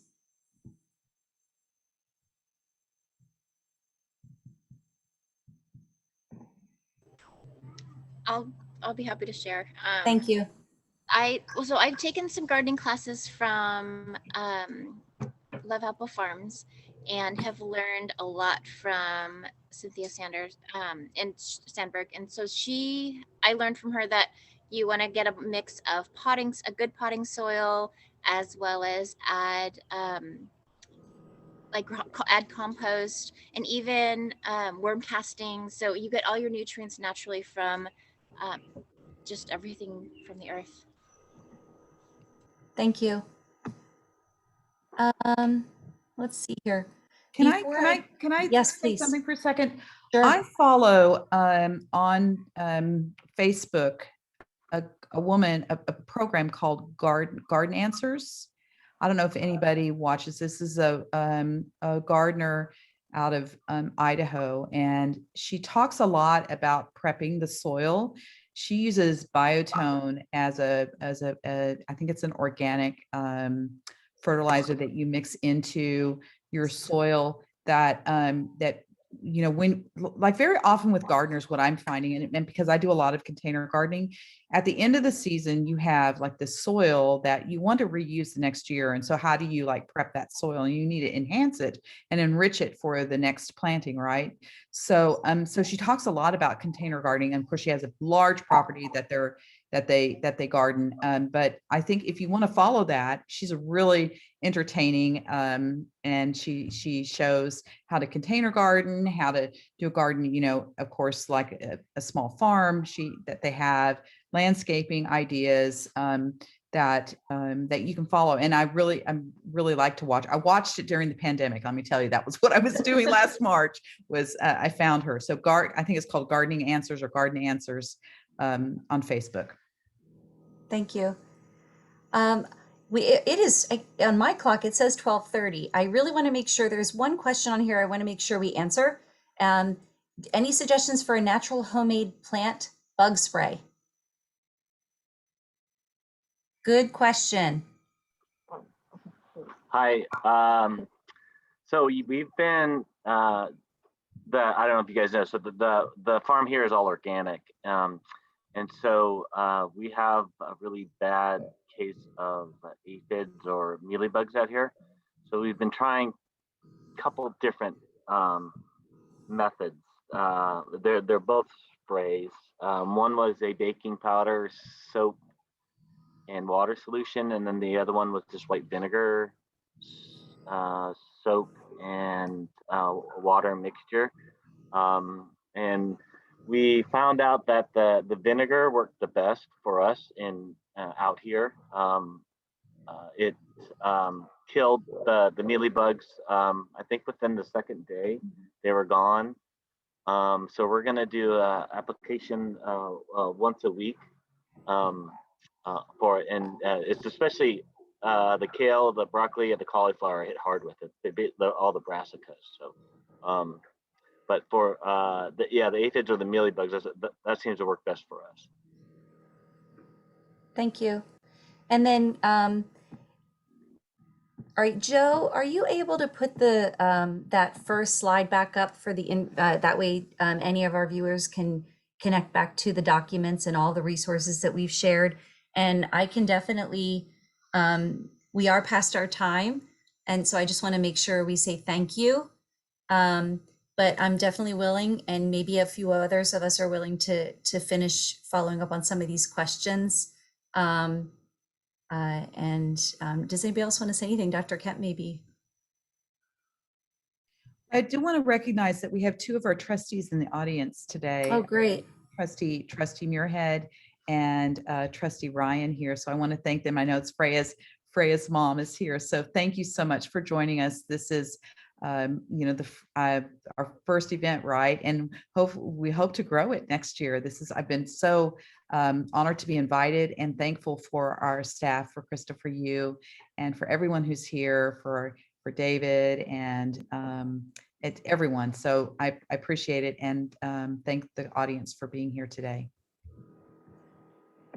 Yes, thank you so much. And thank you to our panelists for coming on a Saturday morning to be a part of this, and all of the hard work everyone has done, not just in preparing for this event, but our farm program and our gardeners at each of those school sites. They work very, very hard, and they're doing things all year long. And we just had just a little bit of time actually in one day to be able to share the wonderful things that they're doing to serve our school community. Like I said, we want to grow it. So please feel free to get in touch. I'm Krista Woodward. I don't know if I actually fully introduced myself, but hi. I'm the K-5 Science TOSA in our school district, and feel very passionate about this work, and am very proud of the work that we do in our district. And so I'm really happy to be a part of this today, and want to make sure that Kim Hunter, again, who you've met earlier, she and I could be your primary contacts and get you in touch with all the people that you see in this panel, as well as any of the resources that you might have further questions about. Did we get that one question answered? Again, for Dr. Kemp, someone was asking again the name of that that website or the YouTube person you were following. They didn't catch it. I said Garden Answers. I typed in Garden Answers, but I don't know if you could include the woman's name, that might help. But sorry, I'm muted. Okay, so it is Garden Answer is the I don't know her name, but if you look up Garden Answer on YouTube, let me see. Let me show you her page. It's like what Garden Answer. Okay. Yeah, she's really cute. She has 2 children and a couple of cats, and you know. Thank you. I see some of our panelists, so you guys have been helping me with the Q&A chat as well, and I appreciate that. Is there anything else that we missed for those who are still with us? I think we might have answered everything that's on here in some way or another. So then I'll say, just to remind everyone, that bit.ly that's at the bottom of this page will oh, it was there. gets you to all the resources and links we were talking about. Even like the SCUSD garden tour that we showed you earlier, that is also linked in here. So lots and lots of information and resources. And we just thank you so much for spending your Saturday with us. Take advantage of the sunshine that we have. I know we're supposed to get some rain. Woohoo! We're supposed to get some rain this weekend, which we need. Is there anything else our panelists want to say before we go? I just want to add on real quick to what we were talking about with natural ways to combat pests in the garden. One way to do that is by making the compost tea. That will help with pests in the garden and also help your crops taste better as well. That's great. Thank you. I want to just shout out Krista for all of her hard work.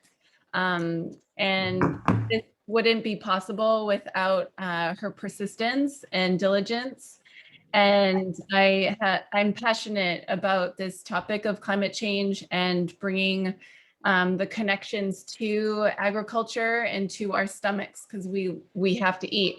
And so if we make good choices, wise choices for the earth and for us, everything will be healthy. I'm looking forward to working with everybody here and the panelists and then all of the people that are joining us. And hopefully our community will grow and we can all try to promote healthy lifestyles that our earth really needs right now. Thank you. And Freya and Celine, I really appreciate you spending your time with us today. It was nice not to just have a bunch of adults talking to each other. Your contributions were really important. And Celine, can you mention the name of your website again? I just want to make sure people heard it. Absolutely. You can find us at growgoodfood.co. I'll write it in the Q&A box. And if you're interested in joining us, we do webinar series, 6-week webinar series, especially for beginner gardeners. But also if you're an advanced gardener, we do seed saving webinars to help people save seeds, which is a part of sustainability and making sure that your garden can reproduce year after year and you're not always purchasing seeds, but you can collect your own from your garden. So we do those, we post blogs, you can follow us. And I'll go ahead and write the website. We also do presentations for schools. So if you have a school, if you're a parent, a student, or a teacher, and you're interested in presentations, we do those and we try to get seed donations to go along with those presentations too. So you can definitely get involved with us and volunteer. We would love to have you. Okay, thank you so much, everyone. And Joe Ayala and Jennifer Jansen, I need to give you a shout out for making this all work out for us this morning. They were in charge of the behind the scenes, helping me to navigate. And you know how it is, everyone. We always have a little bit of glitchiness going on. That's just how it is in this time. But I just appreciate everyone today and the work that we're going to have, the opportunities that we get to latch onto as we move forward here. So thanks so much, everyone. I think that's it.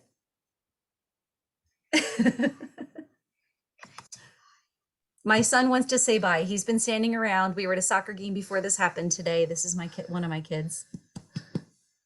Oh, there's another one. Hi, I saw puppies earlier. So thanks, everybody. Thank you. Bye-bye. Bye. Bye. Thank you. Thank you.